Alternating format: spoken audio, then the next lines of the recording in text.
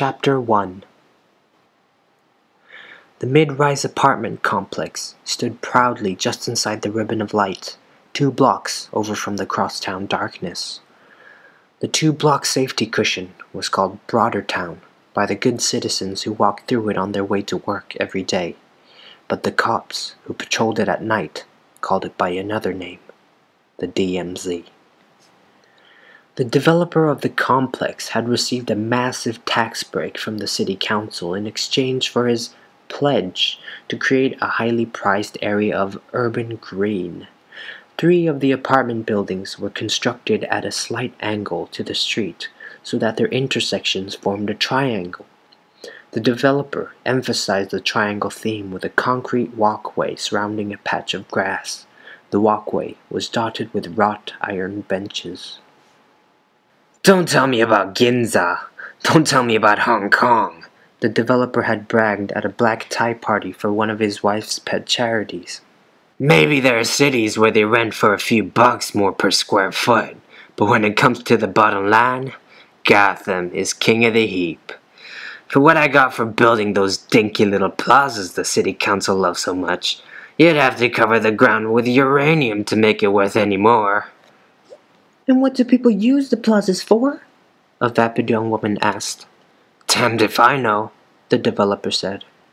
The developer's words joined the whisper stream that flowed throughout the city, blending with other voices, other words. In the plaza, a man looked up, but not at the sky. Lying on his back on one of the decorative wrought iron benches, with only a padding of discarded newspapers as a mattress, the homeless man watched the geometric pattern made by the random lighting of windows in the apartment complex. His eyes filmed with sadness as he recalled the time when he too lived among the strivers, a proud member of the middle class, upwardly mobile, aspiring to wealth, driven by an insatiable ambition to acquire what? Things, the homeless man thought to himself. Just things, inanimate, temporary things. They had never lasted long. Neither did the pleasure each new acquisition had so alluringly promised. The whisper streams flowed unimpeded throughout Gotham, vacuuming bits and pieces into their depths, cascading into a dark river of rumor, innuendo, mystery, and myth.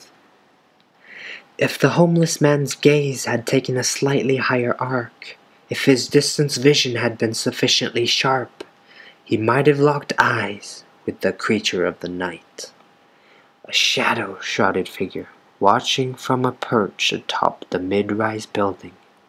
He might have seen Batman.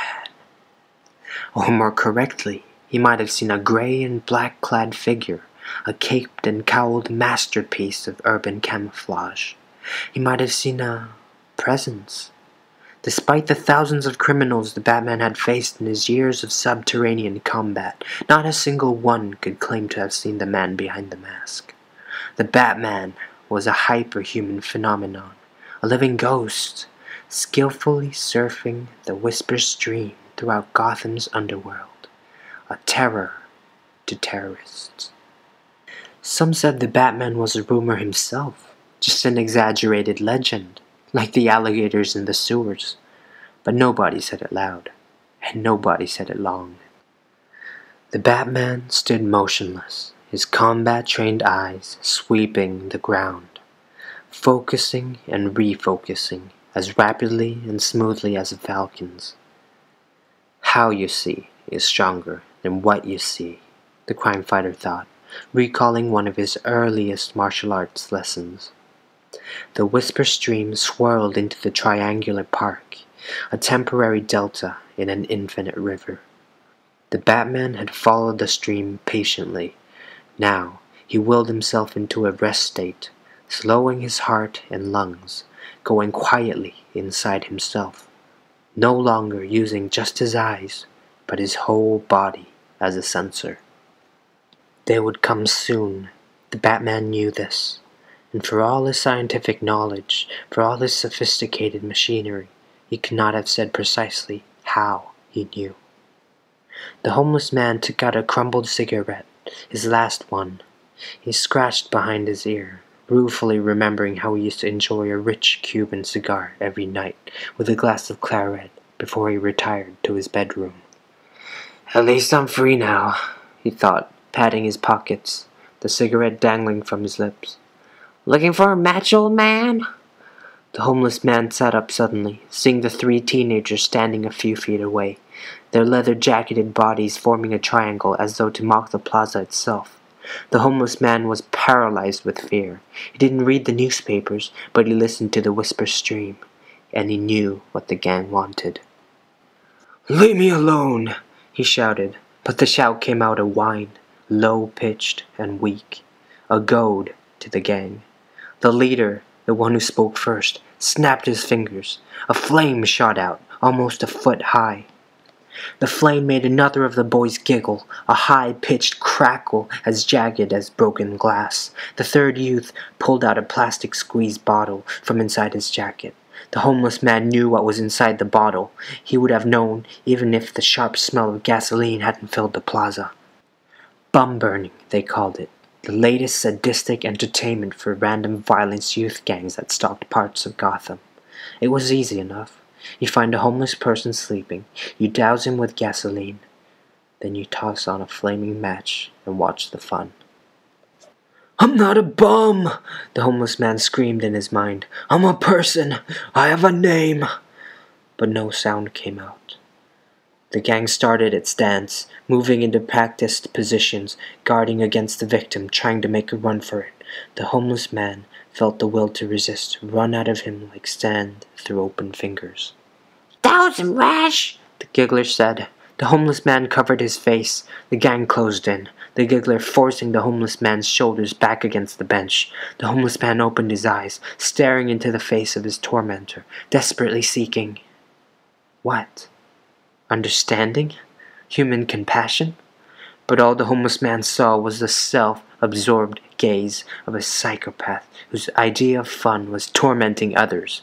The homeless man sucked in one last breath to try and scream when a piece of the night dropped from the sky, landing softly on the ground. The Batman, stalker of predators. "It's all over," he said, snapping his flowing cape out with both fists to block all escape, converting it from parachute to shield in the same motion. The opaque eye slots in his cowl burned with a cold fire. "Get him, Rash!" the leader yelled, falling into a knife fighter's crouch, the small blowtorch extended in front of him. The teenager with the plastic squeeze bottle leaped forward, shooting a fine mist of gasoline at Batman. The crime fighter stood his ground, not moving, even when the leader triggered his blowtorch. A tongue of flame leaped the gap to the gasoline-soaked masked man. The Batman went up in flames. But two rapid flaps of his cape extinguished the blaze as quickly as it had begun, and the Batman stood as he had stood before, as inexorable as death itself. The homeless man watched in amazement as the gang leader dropped his blowtorch and raised his hands.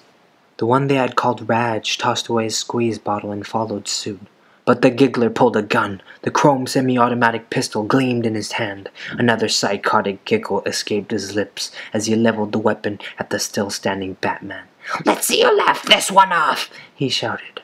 As the giggler squeezed the trigger, the Batman flicked his left hand. His black cape moved in that direction, but his body was already in the motion to the right. The Batman hit the ground in a modified forward roll. A piston-powered boot slammed into the giggler's chest, knocking him backward. The gun discharged in the air.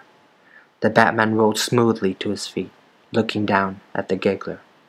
The young man was holding his ribcage and whimpering.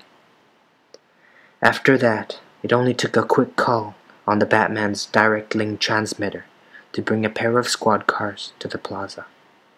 As the police pulled up, the Batman vanished into the night, leaving only a profoundly moved homeless man to explain the three handcuffed terrorists.